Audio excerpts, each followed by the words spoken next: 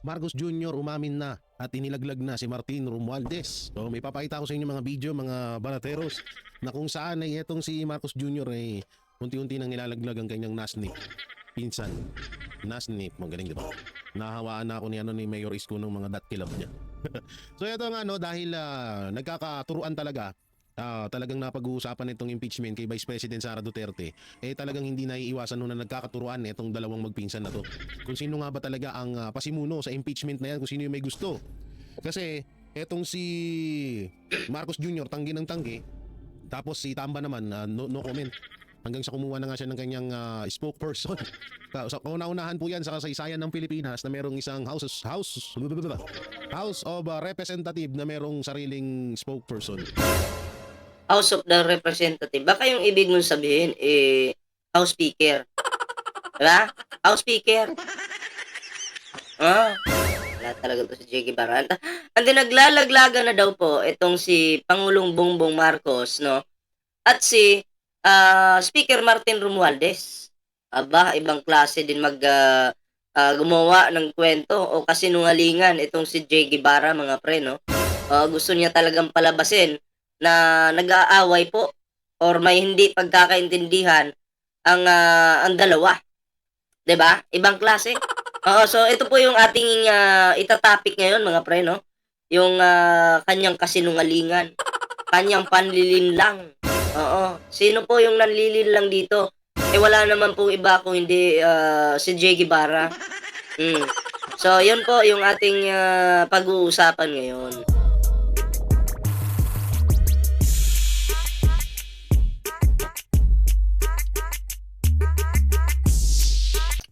Kilala ko po itong taong ito hanggat kasi nagkomento po si PBBM sa impeachment, no, laban kay Sara Duterte, kasi ang sabi ni PBBM, hindi naman daw niya talaga gusto yung impeachment. Kaya nga lang, merong mga ibang grupo na naghahain po ng impeachment, no, laban kay Pangulong Bongbong Marcos. Kay Sara Duterte. So, hindi po yun makukontrol ni Pangulo.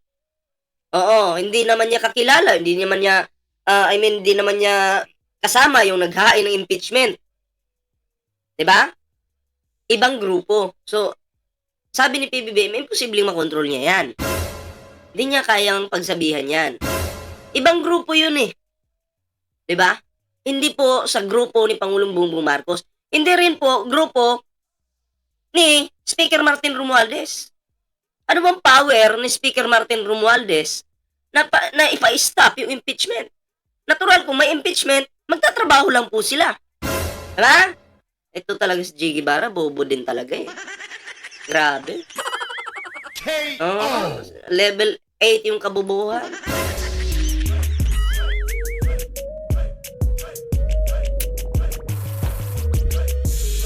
Ay, nako po. Anyway, mga pre, no? Ayan na, bago po tayo magtuloy-tuloy sa ating reaction ngayon. Ayan, kung bago pa lang dito sa ating YouTube channel, huwag kalimutang mag-like, share, and subscribe para naman maging updated ka sa lahat ng mga uploads natin. Siyempre, no, meron tayong Facebook page. Ayan, Team Virador. At siyempre, meron pong Ballpoint Man 2.0. So, ito na nga mga pre. Nako. Ayan, meron lang akong gustong isingit dito. Nasaan na ba yun? Yung ating isisingit, mga pre, no? Eto po, pag-usapan po muna natin ito.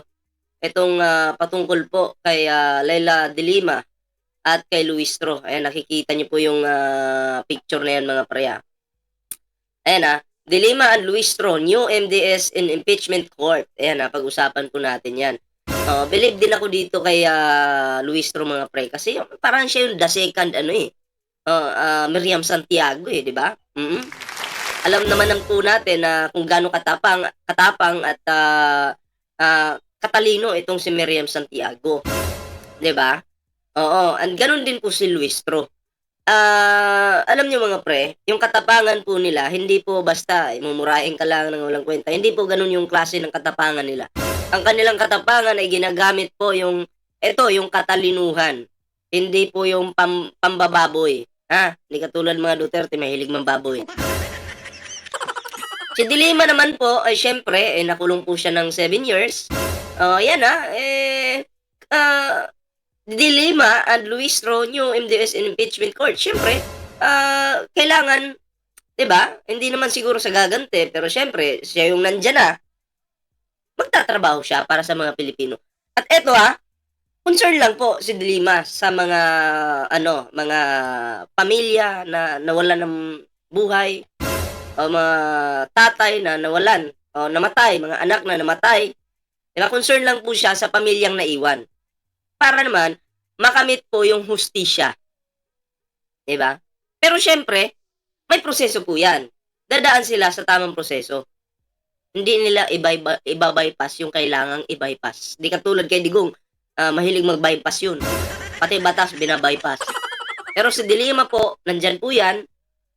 Siyempre, isipin na rin natin para makaganti na. Pwede rin. Di ba? Pwede na yon yung ganyung klaseng di ba? Para makaganti na rin. Tama ba ako? Tama talaga. Siyempre, para mapatupad at para malaman ng mga tao kung ano yung talagang totoo. 'Di ba? Saludo po tayo dito kay Dilima kasi siya talaga po ay hindi tumakas. Nung siya po ay pinakulong ng kampo ni Digong, nila Digong, di po siya nagtago. 'Di ba? Talagang nagpahuli po siya. Di katulad dito sa mga kampo ng mga demonyo na sila mga kasamahan ni Digong ay nagtatago po sila. 'Di ba? Mahilig po sila magtago katulad ni Roque. Diyan po sila expert. Kung titingnan po natin, si Luis Tro naman, para po siyang dalawang kumbaga the second, no? The second na ito namatay lang kasi ito no? Sayang. Matalino po si Luis Tro, 'di ba? Matalino at nakikipaglaban para sa katotohanan. Matapang, yung katapangan po niya, hindi kamumurahin yan, hindi. Ito po, ito. Ito. The second Miriam Defensor. Di ba? So, maghanda-handa ng mga DDS, mabubuisit na naman kayo dito. Alam niyo, grabe yung banat ni Sara dito kay Luis Troy, no? Pero hindi umubra, nanalo pa rin po. Congratulations, no? Ayan. So, anyway, mga pre, ito na, move na tayo dito sa ating reaksyon patungkol dito sa taong ito. Ito. Ang mahilig magpakalat ng mga maling impormasyon. Ayan, so ito na, panoorin po natin. Ang masakit diyan, tayo pa sa sa tax natin at tayo ang magpapasahod diyan. Ang lupit ng spokesperson talaga ngayon. May sariling speaker. Speaker na tapos may sariling speaker.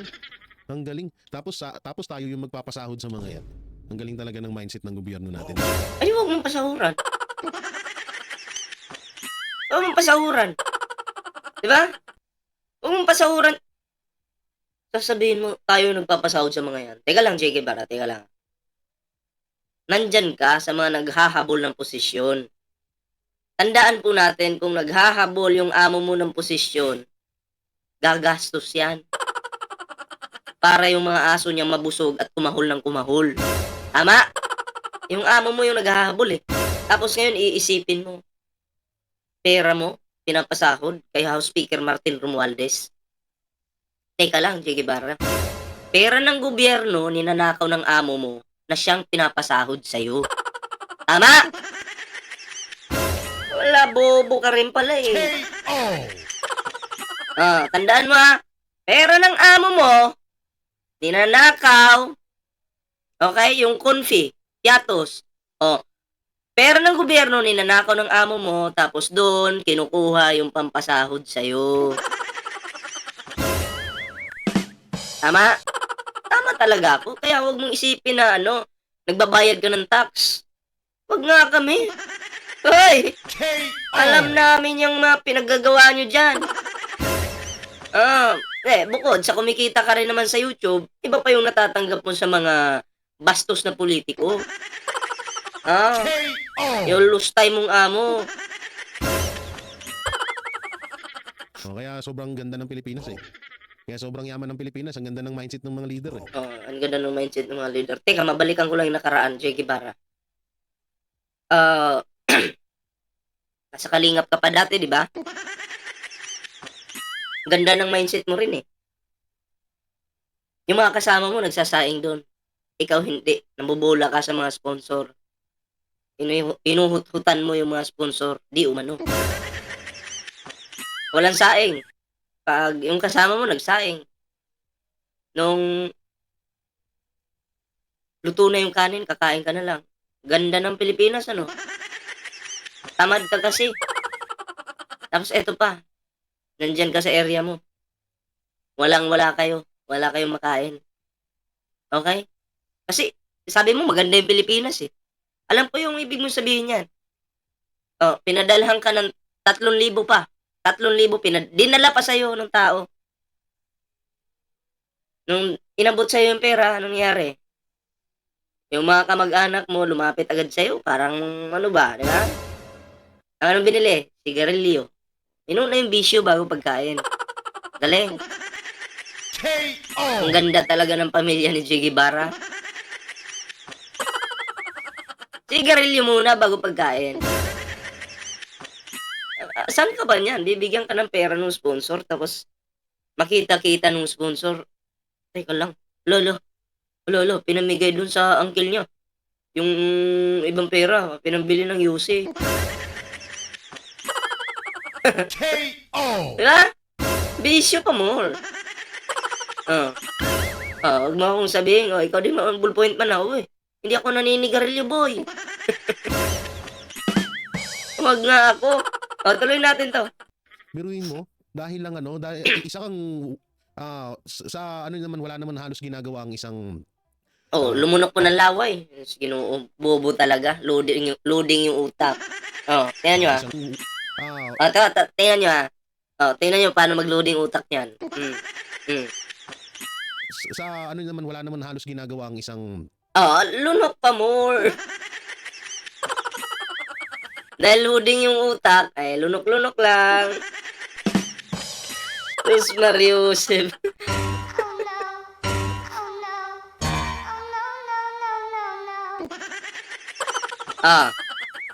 isang speaker. Tapos ang mangyari Ulitin natin. Bitin ako eh. Lulunok yan biruin mo, dahil lang ano, dahil isa kang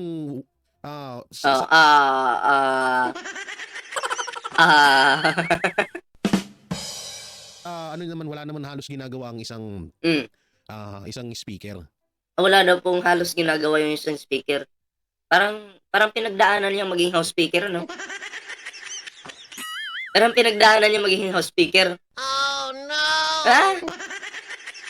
Kasi wala daw pong ginagawa ang isang speaker. Wala talaga to. Bupuls talaga. KO! Tapos ang mangyari pa dito, parang kumuha pa siya ng sarili niyang spokesperson. Anong parang? Laruhin mo. Di ka sure?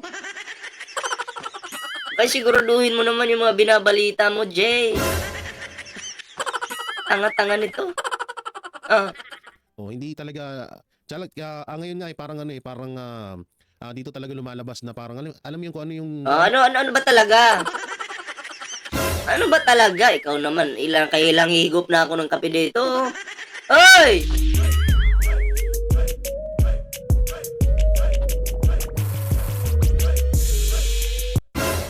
Nakailang higop na ako ng kape? Hindi mo pa mabuo yung mga pinagsasabi mo dyan. yung meron sa pagiging presidente ginagawa na nga ni Martin Romualdez ngayon. Katulad niyan, si Marcos Jr. may balalay na Claire Castro. Diyan kayo nabuboysit ano? Diyan kayo nabuboysit ano? Di nyo kaya si Atty. Claire. Babae lang si Atty. Claire pero bagsak kayong lahat. Nabuboysit kayo. Sasabihin nyo walang silbi si Atty. Claire. Wala palang silbi. Bakit kumbaga yung atensyon nyo na kay Atty. Claire? Anong tawag doon? Diba? Oh, no! Si Martin Romualdez, meron namang abante. Malupit dito si Vice President Sara Duterte, may balalay na Amy Marcos.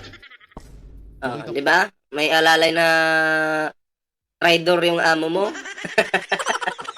KO! Alalay pala ito, si Amy. Kawawa naman. Ang tingin ng mga DDS sa kanya, alalay lang, aso-aso lang. Ako yung post nung nakaraan, no? Sabi ba naman nung netizen, BP Sara, sinama ang kanyang katulong sa Netherlands. Ang grabe.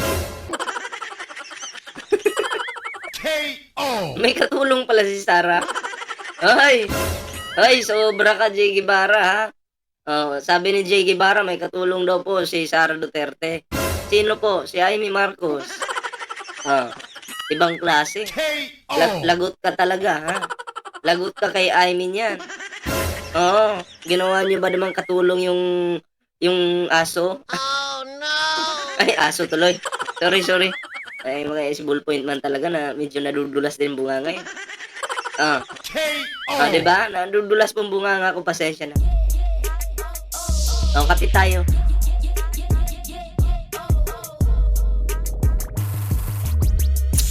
Tuloy natin. Sabi ko, grabe naman kayo kay Ate Amy. Katulong talaga. Oo, grabe naman kayo eh. Oo, ang katulong, ano bang trabaho ng katulong? O, 'di ba ang tulungan yung amo? Oo. Ano bang ginagawa ni Amy? Oh, di tinutulungan yung amo. KO! 'Di ba? Shoutout sa mga magigiting nakatulong diyan sa ibang bansa, no? Oo. Nako, wag po kayong magpapabudol diyan, ha, sa mga matatamis na salita. Itong mga politiko na 'to, lalong-lalo na itong mga DDS na 'to. Sasabihin naman yang mga DDS na 'yan, "Ang mga katulong, mahal na mahal namin 'yan." Oh, mahal na mahal. Wag nga kami ginagamit nila. O ngayon, dahil tapos na po yung eleksyon, kinalimutan na naman po ng mga Duterte yung mga katulong. Mga OFW natin, 'di ba? O tingnan mo, may mga OFW na nasa may mga pamilya po sa Davao City. Binaha yung Davao, yung mga nanay doon sa ibang bansa humingi ng tulong sa mga Duterte. Tulungan niyo po ang pamilya namin diyan sa Davao, binabaha. Oo, kailangan nila ng tulong, Ma'am Sara. Wala pong dumating na tulong sa Davao. Wala po. Oh, sinong tumulong? Gobyerno pa rin po. Gobyerno ni Pangulong Bongbong Marcos. Diba? KO! Oh. Asan yung pagmamahal ni Sara Duterte sa inyo? Meron ba? Ang mahal po ni Sara yung budget. Okay, yung pera po ng kaban ng bayan. Oh? KO! Ewan ko ba dito kay Amy Marcos? Ginagawa na lang, alam nyo kawawa din tong mga Marcos, no? Ginagawa na lang silang katawa-tawa dito sa Pilipinas. Ginagawa ka ng katawa-tawa? Oo nga naman, kawawa nga ang mga Marcos kasi unang-una si Amy Marcos naging aso-aso. Oh, tapos si PBBM ginawa niyong weak leader. Oh, pero ayan, sobrang kawawa po talaga si PBBM po yung medyo kawawa. Alam niyo kung bakit? Tinawag ba naman po nilang weak leader, ginawang katawa-tawa? Ayun, yung tatay nila pinadala po sa dahig. Ayun, yung kanilang pastor, nabubulok po ngayon sa kulungan. Ayun, yung kanilang pastor, isang malaking talunan. KO! Kawawa si PBBM, ano? Marcos Jr., kawawa, ano? Ayan, yung tatay mo, asa na? KO! Grabe. Partida, pangulo pa yung kapatid niya. No, nakakaawa sila, no? Kasi, pero ano naman to, mali naman din nila eh. Biruin mo, ilang dekada silang winalangya ng mga dilawan, ng mga makakaliwa. Tapos, ang ending, imbis na bawian niya yung mga yon, ginawa niya pang kakampi. Oh, ang ending, nakulong si Digong sa dahig. KO! Yun yung ending. Galing, di ba? Diba? Ang lupit, diba? Ginawa pa nilang kakampi ang ano. Ginawa pa nilang kakampi ang Lunok muna laway. mga dilawan. Anyway, mga pre, hindi ko na pahabain yung ating video, no? So, yun lang yung ating video, mga pre. Ayun, congratulations sa mga susunod kay Digong. Bahala kayo sa buhay nyo, ha. Jiggy Barra, dandahan sa fake news, baka madali ka. Huwag masyadong pahalata. Pera-pera lang yan, Jiggy Barra. Alam, ito, tandaan nyo mga pre, kung yung amo mo naghahabol, ng posisyon, tandaan mo, yung mga aso niyan busog na busog. Oh, kasi kami yung sinusuportahan namin. Bakit pa kami babayaran? Yung sinusuportahan namin nasa posisyon na. Oh, sige, iniisipin nyo. Anong habol ng amo namin? Bakit kami babayaran? Kasi sinasabi nyo, amo namin. Kahit ano namang explain namin, hindi, sumusuporta lang kami dyan. Oh, nandito kami, pinagkakitaan namin yung mga Duterte. Kasi, babayaran naman kami ni YouTube eh. Hindi kayo maniniwala, okay lang, sige. Oh, walang problema. Pero tandaan nyo, ang naghahabol ng posisyon, yun yung magpapakawala ng pera. Tandaan nyo po yan. Si Lustay, maraming issue pagdating sa pera. Oh, alam nyo na. Alam nyo na. Ba't adan? Ba't adan? Di ba? Tama ako. Ganun po yan. Kung sino yung nasa posisyon, yun yung magpapakawala ng malaking salapi. Oh. Tama? Jesus Mariusip naman. Anyway, yun lang po yung ating video ngayon. Pero syempre, bago po tayo magtapos sa ating video ngayon, kung bago ka pa lang dito sa ating YouTube channel, huwag kalimutang mag-like, share, and subscribe para naman po maging updated kayo sa lahat ng mga uploads natin.